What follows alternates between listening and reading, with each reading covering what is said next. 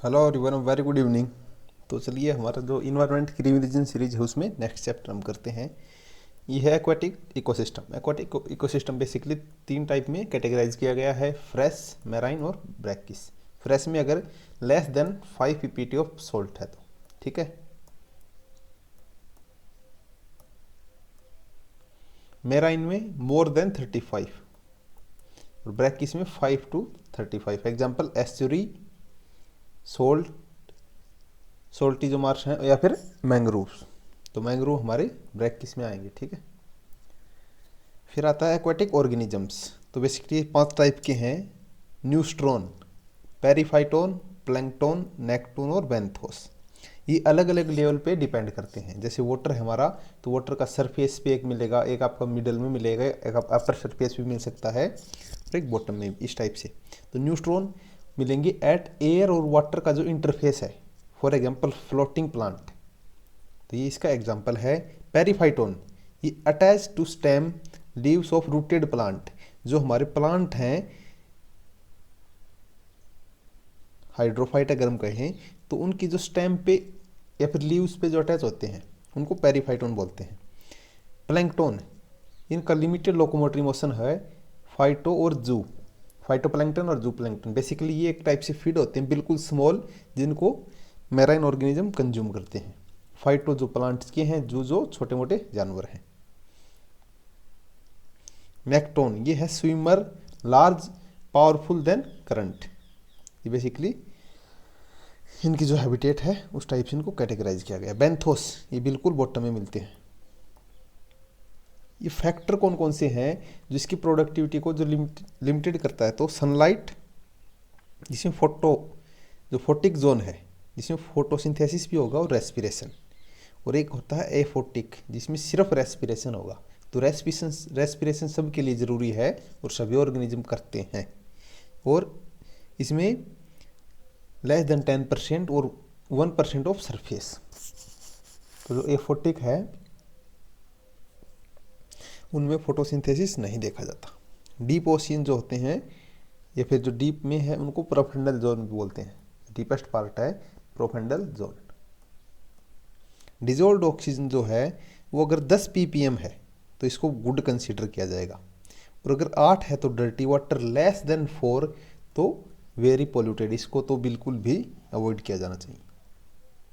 150 times less than air, ये जो dissolve oxygen 10 ppm दिया हुआ है। अब अगर हम देखें तो जो ट्रांसपेरेंसी है ये भी एक लिमिटेड फैक्टर है, क्योंकि अगर ट्रांसपेरेंसी ज़्यादा होगी तो फोटोसिंथेसिस भी ज़्यादा होगा। टेम्परेचर अगर कम होगा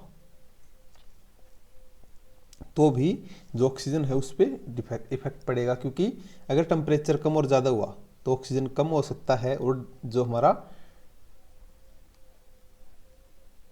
डिकम्पोजिशन ये कम। ओके। ट्रांसपेरेंसी, अगर लाइट है तो ये फोटोसिंथेसिस में हेल्प करेगी। मोर सनलाइट मोर फोटोसिंथेसिस। हाई स्पेसिफिक हीट है अगर है तो H2, तो change in H2 temperature slowly. अगर टेम्परेचर जो स्पेसिफिक हीट होती है वाटर की वो ज़्यादा होती है, change in H2 temperature slow, क्योंकि अगर हम जानते हैं कि स्पेसिफिक हीट 5 टाइम कम होती है सॉइल के as compared to water. Water ना तो जल्दी ठंडा होता और न ही जल्दी गर्म होता, तो इस हिसाब से।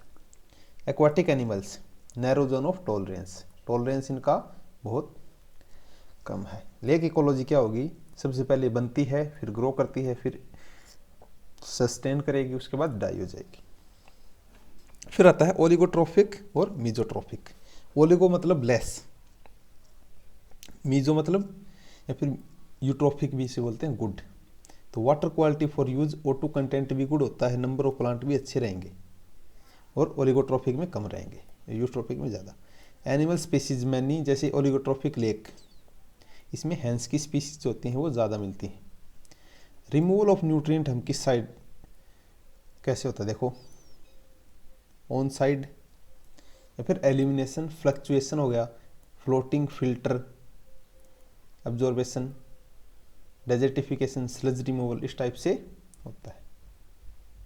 यूट्रोफिकेशन बेसिकली क्या होता है? जो न्यूट्रिएंट है उनको ऐड किया जाता है, जैसे nitrogen, phosphorus, potassium, sewage add कर दिए, इस टाइप से। पॉपुलेशन का एक्सपेंशन हुआ तो एल्गल ब्लूम और बट अनस्टेबल, पॉपुलेशन की एक्सपेंशन से डिकम्पोज ज़्यादा होंगी, CO2 कम होगा और ऑर्गेनिज्म मर जाएंगे। एनारोबिक, लेस, जो हमारे माइक्रो ऑर्गेनिज्म है जैसे क्लोस्ट्रिडियम बैक्टीरिया और which produce toxins, anaerobic condition में।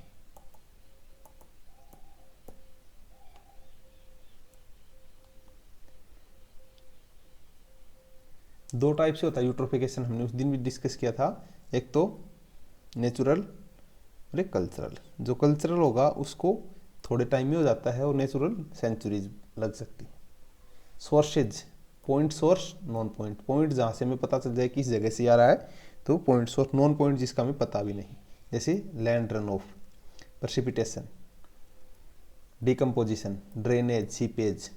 अगर जैसे कोई फैक्ट्री है यहाँ पे तो यहाँ से जो धुआं निकलता है तो हम कह सकते हैं ये पॉइंट सोर्स, हमें इसका पता है। लेकिन जैसे अगर किसी कैनल में अगर हम ड्यूरिंग मानसून या फिर कभी भी जब हमारे खेत में पानी ज़्यादा हो तो उसको हम ज़्यादा पानी को वहाँ छोड़ देते हैं और वो न जाने कहाँ जाके इफेक्ट करेगा, तो वो नॉन पॉइंट की कैटेगरी में आएगा। इफेक्ट, क्या क्या इफेक्ट हो सकते हैं? इकोसिस्टम चेंज हो सकता है, एक्वाटिक और टेरेस्ट्रियल ऑर्गेनिज्म कम हो सकते हैं, decrease of biodiversity, new species का इन्वेजन हो सकता है, टॉक्सिसिटी बढ़ सकती है जैसे सेलफिश पॉइजनिंग। मिटिगेशन, किस टाइप से इनको पहले ही रोका जा सकता है? राइपेरिन बफर बना दें, पहले ही उसके बाहर एक प्रोटेक्टिव लेयर हम क्रिएट कर दें। Nitrogen testing, modelling, treatment of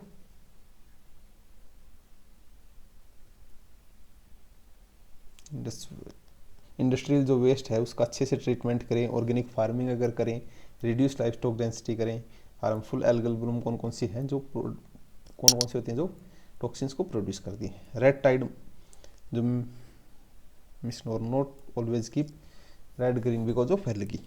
जो रेड टाइड मिसनोनर होते हैं उनको हमेशा ज़रूरी नहीं है कि वो रेड ही हो, तो इनका कलर रेड ग्रीन कुछ भी हो सकता है। कॉजेस क्या होते हैं? न्यूट्रिएंट्स, सैलिनिटी, टेम्परेचर की वजह से भी हो सकता है, nutrient enrichment plus warm water, algal Bloom, less oxygen supply और टॉक्सिन्स बन जाते हैं। तो ये चैप्टर हम अगली वीडियो में देखेंगे, वेटलैंड इकोसिस्टम। आज के लिए बस इतना ही, धन्यवाद।